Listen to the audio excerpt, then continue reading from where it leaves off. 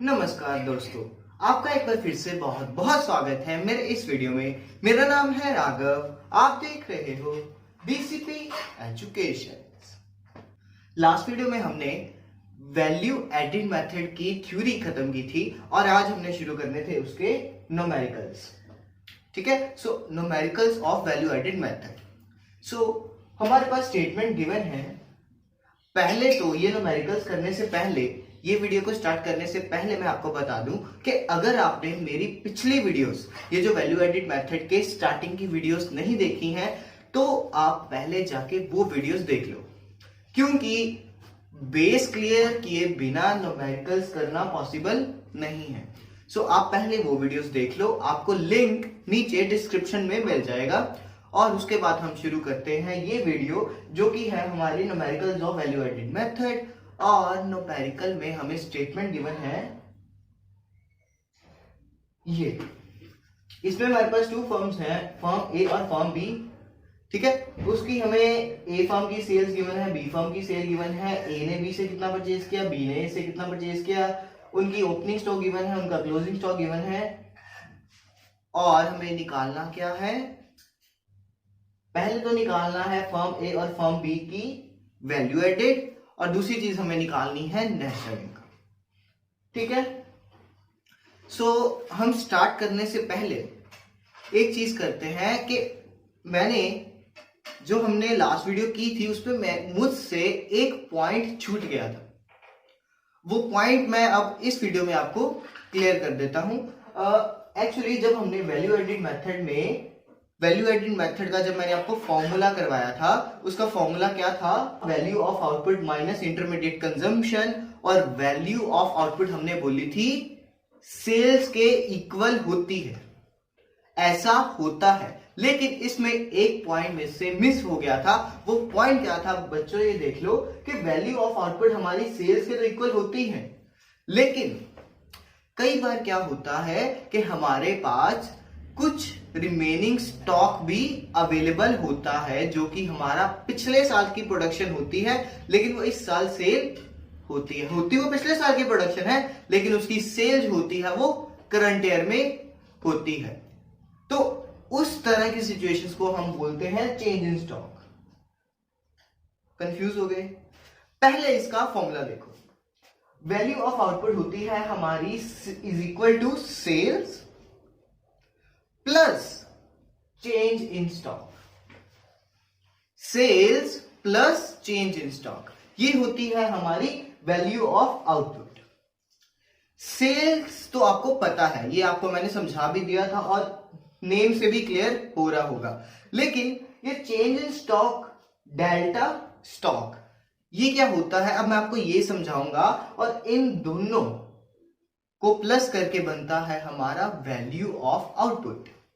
अब पहले मैं बताऊंगा ये चेंज इन स्टॉक क्या होता है, उसकी definition. If some output remain unsold and it added into a current inventory, so in that condition our inventory stock is increases, so it affects on our value of output।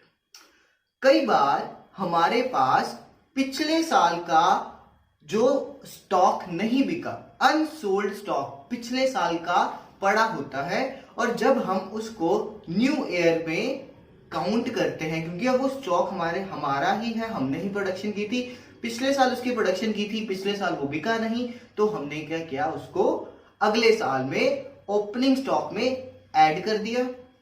और वो जब हमारा पिछले साल का स्टॉक इस साल के स्टॉक में ऐड हुआ, सो इस साल की प्रोडक्शन प्लस पिछले साल का रिमेनिंग स्टॉक जब हमने ऐड किया, तो उसने हमारी इन्वेंट्री को इंक्रीज कर दिया। इन्वेंट्री मतलब जो हमारे पास सेल करने के लिए गुड्स पड़े होते हैं, उसको हम बोलते हैं इन्वेंट्री स्टॉक। और रिमेनिंग स्टॉक के कारण हमारा इन्वेंट्री स्टॉक में इंक्रीज आ गया, और वो इंक्रीज ने क्या किया, उस इंक्रीज ने हमारी वैल्यू ऑफ आउटपुट को इफेक्ट कर दिया। प्रैक्टिकल एग्जांपल से समझो, केस स्टडी बेस के। फॉर एग्जांपल आपकी खुद की शॉप है, आपने फर्स्ट ईयर 1000 की प्रोडक्शन की और उस 1000 की प्रोडक्शन में से 800 यूनिट्स आपके सोल्ड हुए। अब वैल्यू ऑफ आउटपुट में हम करते हैं sales plus change in stock. So पहले साल आपकी सेल हुई 800 और change in stock that means 800 आपकी टोटल सेल्स, वो सेल्स आपने उठा के सीधा वैल्यू ऑफ आउटपुट में डाल दी। और चेंज इन स्टॉक इस टाइम पे कुछ है ही नहीं क्योंकि आपका फर्स्ट ईयर है वर्किंग का। सो आपने ये चीज डाल दी, हो गया खत्म। अब ये जो रिमेनिंग स्टॉक बचा 200, इसका क्या करोगे? क्या इसको डिस्ट्रॉय कर दिया जाएगा? नहीं, इसको डिस्ट्रॉय नहीं किया जाएगा ना। वो स्टॉक हम अगले साल में क्या करेंगे? वो स्टॉक हम अगले साल में इंट्रोड्यूस कर देंगे। दैट मीन्स अगर वो इस साल नहीं बिका अगले साल बिक जाएगा। सो जब हमने बिजनेस स्टार्ट किया था तब हमारे पास थे 1000 यूनिट प्रोडक्शन की और हमारी सेल कितनी हुई थी? सिर्फ 800 की। और वो जो रिमेनिंग 200 बचा उसको हम क्या करेंगे? नेक्स्ट ईयर में ले जाएंगे, मतलब कि वो नेक्स्ट ईयर की हमारी प्रोडक्शन में इंक्लूड कर लिया जाएगा। फॉर एग्जांपल नेक्स्ट ईयर हमने 800 की प्रोडक्शन की, उस टाइम की हमारी आउटपुट है 800 और चेंज इन स्टॉक क्या कहता है कि हम अपनी आउटपुट में इसको इंक्लूड कर देंगे जिसके कारण हमारी इन्वेंट्री इंक्रीज कर जाएगी। सो इस ईयर जो नेक्स्ट ईयर आया हमारा, उस ईयर में हमारी इन्वेंट्री कितनी हो जाएगी? 800 हमारी करंट प्रोडक्शन प्लस उसका कितना बचा था रिमेनिंग अनसोल्ड स्टॉक कितना बचा था? 200। सो 800 प्लस 200 इज इक्वल टू 1000 उस ईयर की हमारी इन्वेंट्री कहलाएगी। सो ये सिंपल सिर्फ इतना समझो कि चेंज इन स्टॉक हमारी इन्वेंट्री को इंक्रीज कर देता है और जब हम वैल्यू ऑफ आउटपुट निकालते हैं तो हम क्या करते हैं? Sales plus change in stock. तो ये है इसका फॉर्मूला हमारे वैल्यू ऑफ आउटपुट का। अब हम बात करते हैं ये चेंज इन स्टॉक कैसे निकाला जाता है। सो चेंज इन स्टॉक का सिंपल फॉर्मूला है हमारा closing stock minus opening stock. Closing stock minus opening stock और जितना उसका आंसर आएगा वो हमारा कहलाएगा चेंज इन स्टॉक। और हम ये चेंज इन स्टॉक को अपनी वैल्यू ऑफ आउटपुट में इंक्लूड कर देंगे। ठीक है, इतना ध्यान में रखो। ये चीज मेरे से पिछली वीडियो में छूट गई थी जो कि मैंने आपको अब ये क्लियर करवा दी। अगर आपको अभी भी कोई डाउट है तो आप मुझे नीचे कमेंट सेक्शन में पूछ सकते हो, मैं उसके ऊपर एक अलग से वीडियो या रिप्लाई करके अगर उसका आंसर होगा तो मैं आपको जरूर दूंगा। तो अब ये चीज अब आप ध्यान में रखना कि जब हम वैल्यू ऑफ आउटपुट निकालेंगे तो उसमें हम क्या करेंगे? Sales plus change in stock. Sales का फॉर्मूला, सेल्स तो ऑब्वियसली बात है जितनी चीज बिकी वो, प्लस उसमें हमने कितना चेंज इन स्टॉक, मतलब कि पिछले साल का रिमेनिंग स्टॉक कितना था हमारा, उसको हम उसमें ऐड कर देंगे और इससे हमारी निकल आएगी वैल्यू ऑफ आउटपुट। और हम क्या करेंगे? इसमें से माइनस कर देंगे इंटरमीडिएट कंजम्पशन को, जिससे हमारा निकल आएगा वैल्यू एडेड, जिसको हम बोलते हैं जीडीपी एट एमपी। ठीक है, अब ये चीज को अब आप ध्यान में रखना और ये डेल्टा स्टॉक ये चीज अब आप मत भूलना। अब हमें इस जो न्यूमेरिकल है ये वाला, इसमें हमें इसकी जरूरत पड़ेगी। सो अब हम स्टार्ट करते हैं न्यूमेरिकल। सो न्यूमेरिकल में हमें पहले क्या निकालना है? हमें पहले निकालनी है वैल्यू एडेड ऑफ ए। ठीक है, सो इसमें हमें पहले सबसे बेस्ट मेथड होता है कि सबसे पहले जो चीज हमें निकालनी है उसका फॉर्मूला लिख लो। सो पहले हम लिख लेते हैं फॉर्मूला। सो वैल्यू एडेड का क्या फॉर्मूला होता है? Value of output minus intermediate consumption. ठीक है, अब इस फॉर्मूले को हम थोड़ा खोल लेंगे। सो इसका फॉर्मूला तो हमने लिख लिया। अब हम देखते हैं कि हमारी स्टेटमेंट में value of output directly given है? जी नहीं, लेकिन हाँ, वैल्यू ऑफ आउटपुट निकालने के लिए हमें जो जो फैक्टर्स चाहिए वो चीजें हमें सारी स्टेटमेंट में गिवन है। तो अब हम इन फैक्टर्स की हेल्प से अपनी वैल्यू ऑफ आउटपुट को निकाल सकते हैं। वैल्यू ऑफ आउटपुट निकालने के लिए कौन कौन से फैक्टर्स चाहिए होते हैं? Value of output is equal to sales plus change in stock minus intermediate consumption. So पहले हम किसकी वैल्यू एडेड निकाल रहे हैं? हम वैल्यू एडेड निकाल रहे हैं ए की। सो हम पहले देखेंगे सेल्स। वैल्यू ऑफ आउटपुट पहले हम निकालेंगे ए की। सो वैल्यू ऑफ आउटपुट ए की निकालने के लिए हमें चाहिए ए की सेल्स, जो कि हमें गिवन है स्टेटमेंट में। यस, सेल्स हमें गिवन है। उसके बाद हमें और क्या चाहिए? Plus change in stock. अब चेंज इन स्टॉक का क्या फॉर्मूला होता है? Closing stock minus opening stock. So अब हमें यहां पे ए का opening stock and closing stock given है जी। यस, ए का ओपनिंग स्टॉक भी गिवन है, ए का क्लोजिंग स्टॉक भी गिवन है। अब हम इनकी हेल्प से अपनी चेंज इन स्टॉक निकाल सकते हैं। सो पहले हम वैल्यू ऑफ आउटपुट को कवर करते हैं। सो हम पहले निकालते हैं वैल्यू ऑफ आउटपुट, जो कि हमारी है sales plus change in stock, that means sales plus closing stock minus opening stock. Closing stock minus opening stock को हमने लिखा ब्रैकेट में, और क्लोजिंग स्टॉक है हमारा 20 और ओपनिंग स्टॉक है हमारा 25। सो जब हमने इसको सॉल्व किया तो 20 माइनस 25 इज इक्वल टू -5। सो हमने क्या किया? 100 प्लस -5। सो हमारा आंसर आया 95 पॉजिटिव, क्योंकि बड़ी फिगर के साथ प्लस का साइन है। तो हमारी वैल्यू ऑफ आउटपुट निकल आई ए की। अब हमें उसकी इंटरमीडिएट कंजम्पशन निकालनी है। 95 आ गई हमारी वैल्यू ऑफ आउटपुट, ये हमने वहां लिख दिया। और इंटरमीडिएट कंजम्पशन कौन सी होती थी? नहीं पता तो नीचे लिंक में जाओ, पहले वो समझो, उसके बाद ये देखो। सो इंटरमीडिएट कंजम्पशन वो कंजम्पशन जो कि एक इंडस्ट्री दूसरी इंडस्ट्री से प्रोडक्शन के पर्पस से करती है। सो इसमें हम इंटरमीडिएट कंजम्पशन निकालेंगे ए की। इसमें हमारी इंटरमीडिएट कंजम्पशन कौन सी है ए की? Purchases from A by B या purchases from B by A? कौन सी है हमारी इंटरमीडिएट कंजम्पशन ए की? इसमें से वो कंजम्पशन जो कि हमारी इंडस्ट्री ने इंटरमीडिएट पर्पस के लिए की है, दैट मींस प्रोडक्शन के लिए की है। सो वो कौन सी है जो कि हमारी ए फर्म ने बी से प्रोडक्शन के पर्पस के लिए कंजम्पशन की है? That means purchase from B by A. ये है हमारी इंटरमीडिएट कंजम्पशन ए की।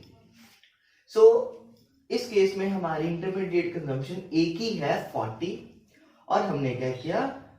पिछले में से हमारा जो वैल्यू ऑफ आउटपुट निकली थी वो थी हमारी 95, और 95 में से हमने माइनस कर दिया इंटरमीडिएट कंजम्पशन को, जो कि है हमारी 40।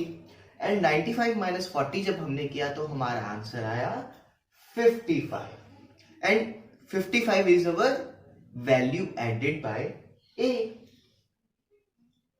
ठीक है। नाउ अब हमें ए की वैल्यू एडेड निकल आई। अब हमें निकालनी है value added by B. So value added by B का सेम फॉर्मूला यही लगेगा। आपको फैक्टर्स अंदर दिए हुए हैं जिसकी हेल्प से आप उसकी वैल्यू एडेड निकाल सकते हो। सो पहले इस वीडियो को पॉज करो और एक बारी यही फॉर्मूला लगा के, स्टेटमेंट आपके पास गिवन है, इसके साथ आप ये खुद निकाल के देखो, क्योंकि सेम स्टेप सेम मेथड खुद ट्राई करो। और मैं एक चीज और बोलना चाहूंगा कि आप जब भी मेरी वीडियोस देखो साथ में कॉपी पेन लेके जरूर बैठा करो, क्योंकि मैं जब भी कोई आपको पॉइंट लिखवाऊं तो उस चीज को पहले नोट किया करो, उसके बाद वीडियो आगे देखा करो, क्योंकि मेरा पर्पस है आपको सिखाना। और सिखाना ये नहीं कि सिर्फ बता देना सीख लो, नो। आप कॉपी पेन लेके बैठो, मैं जब भी कुछ आपको बताऊं उसको पहले कॉपी पे नोट करो, ताकि आपकी वो चीज, एक तो लिखने से ना चीज माइंड में जल्दी जाती है, ये चीज ध्यान में रखना।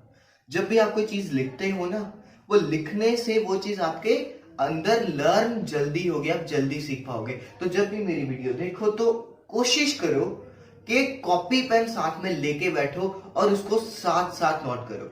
एक रफ कॉपी लगा लो, एक वैसी वी कॉपी लगा लो, वीडियो कॉपी, ठीक है। जो भी वीडियोस देखो उसमें नोट करो। आपको पेपर्स में इसी का बहुत ज्यादा फायदा होगा। ये आपको बने बनाए नोट्स प्रोवाइड कर रहा हूं मैं, ठीक है। सो मेरी ये रिक्वेस्ट को प्लीज मानो, ताकि आपके अच्छे नंबर आ पाए, आप चीज को प्रैक्टिकली समझ पाओ। वो किताबी पढ़ाई नहीं यहाँ करवाई जाती, यहाँ पे प्रैक्टिकल स्टडी करवाई जाती है, आपके लाइफ के साथ लिंक्ड, ठीक है। सो कॉपी पेन लेके बैठा करो और जो भी है उसको नोट किया करो और उसको फील भी किया करो कि आपके लाइफ में ऐसा होता है कि नहीं होता। सो अब हम बात करते हैं वैल्यू एडेड बाय ए की। सो वैल्यू एडेड बाय ए में पहले तो फॉर्मूला क्या है कि सबसे पहले उसका फॉर्मूला लिख लो, फॉर्मूले के बाद उसको फॉर्मूले को खोल लो और खोलने के बाद उसमें वैल्यूज पुट करके आंसर निकाल लो। सो पहले करना क्या है हमें, value added is equal to value of output minus intermediate consumption, और वैल्यू ऑफ आउटपुट हमें डायरेक्टली गिवन नहीं है, तो हम क्या करेंगे, वैल्यू ऑफ आउटपुट को खोल देंगे, जो कि है हमारी sales plus change in stock. Sales हमें डायरेक्टली गिवन है, सेल्स है हमारी 200 और चेंज इन स्टॉक ये भी हमें डायरेक्टली नहीं गिवन, तो इसका भी फॉर्मूला अप्लाई करो, जो है हमारा closing stock minus opening stock. Closing stock है हमारा 35, ओपनिंग स्टॉक है हमारा 45, so 35 minus 45 is equal to -10। So 200 sales plus -10 which is equal to 190 positive में। पॉजिटिव में क्यों, क्योंकि बड़ी फिगर के साथ पॉजिटिव का साइन है। सो ये आ गई हमारी वैल्यू ऑफ आउटपुट। अब हमें इंटरमीडिएट कंजम्पशन इसमें से माइनस कर देनी है। इंटरमीडिएट कंजम्पशन अब हमारी कौन सी बची, वो कंजम्पशन जो कि बी ने ए से की थी अपने प्रोडक्शन पर्पस के लिए। हमें बी की इंटरमीडिएट कंजम्पशन निकालनी है। तो बी ने ए से कितनी कंजम्पशन की थी अपने प्रोडक्शन पर्पस के लिए, उसने की थी 60 की। सो जब हमने 190 माइनस 60 किया तो हमारा आंसर आया 130।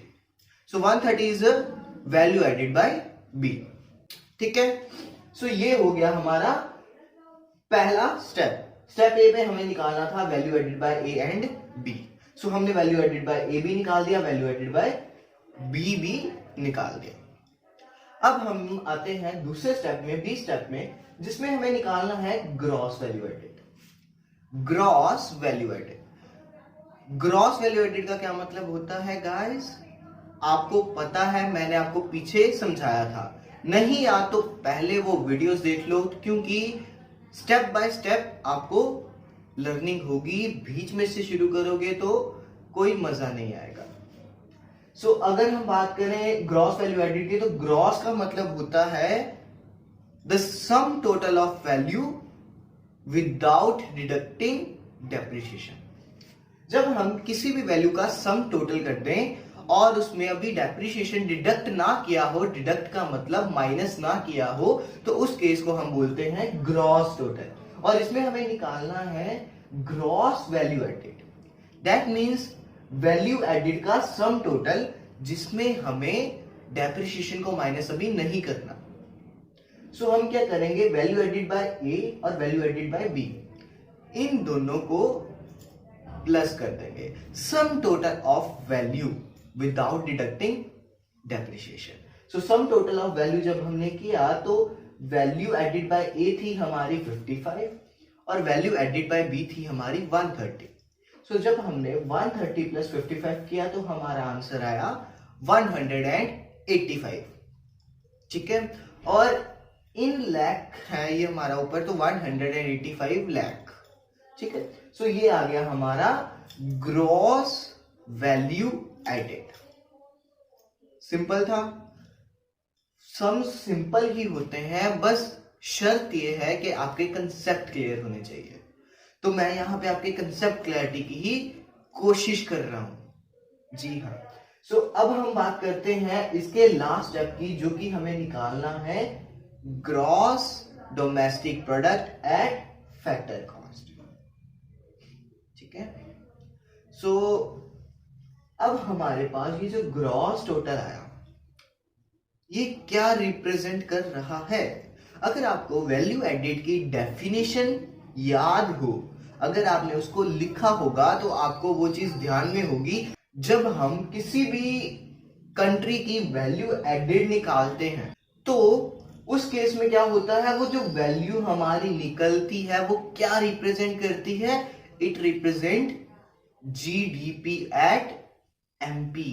डेफिनेशन एक बार ध्यान से याद करो, नहीं याद तो पीछे करो, आगे करो, पिछली वीडियो देखो, अगली वीडियो देखो, जिस वीडियो में भी ये कंसेप्ट मैंने करवाया है वो कंसेप्ट एक बार देखो।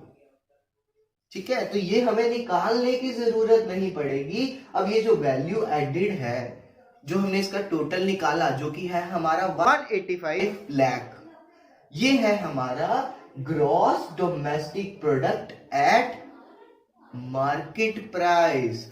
जिन्होंने मेरी वीडियोस पहली देखी है उनको ये कंसेप्ट एकदम से क्लियर हो गया होगा, लेकिन जिन्होंने नहीं देखी तो कोई बात नहीं, जाओ, आपके पास ही है, वो आप ही के लिए है, आप वहां पे जाके ये कंसेप्ट समझ लो। सो जीडीपी एट एमपी है हमारी 185 लाख। और अब हमें क्या करना है? अब हमें निकालना क्या है? GDP at FC. और गिवन क्या है? GDP at MP. GDP equal है, चेंज किस चीज का लाना है? हमें मार्केट प्राइस से फैक्टर प्राइस निकालना है। सो इन दोनों का डिफरेंस क्या कहलाता है? इन दोनों का डिफरेंस कहलाता है इनडायरेक्ट टैक्स। सो सिंपल है, 185 लाख माइनस इनडायरेक्ट टैक्स, आपका निकल आएगा जीडीपी एट एफसी। ठीक है। सो स्टेटमेंट में हमें इनडायरेक्ट टैक्स कितना गिवन था? 30। सो हमने क्या किया? 185 minus 30 which is equal to 155 lakh. Simple था। अरे सिंपल ही तो था। अगर आपको नहीं समझ आया तो आप एक बार पिछली वीडियोस को देखते हुए उसके कंटेक्ट में आके आप ये वीडियो को देखो, तब आपको फटाफट समझ आएगा। सो अब हमारा ये न्यूमेरिकल में हमें जो जो चीजें निकालनी थी वो हमने निकाल ली। अब मैं आपको एक और न्यूमेरिकल देता हूं, आप इसको खुद घर पे सॉल्व करना, और इसका सॉल्यूशन मैं आपको मिड में कभी भी दूंगा, मे भी नेक्स्ट वीडियो में दूंगा। सो आप पहले उसको सॉल्व करना, उसके बाद मेरी वीडियो को देख के चेक करना। ठीक है। सो अभी आज के लिए बस इतना ही गाइस।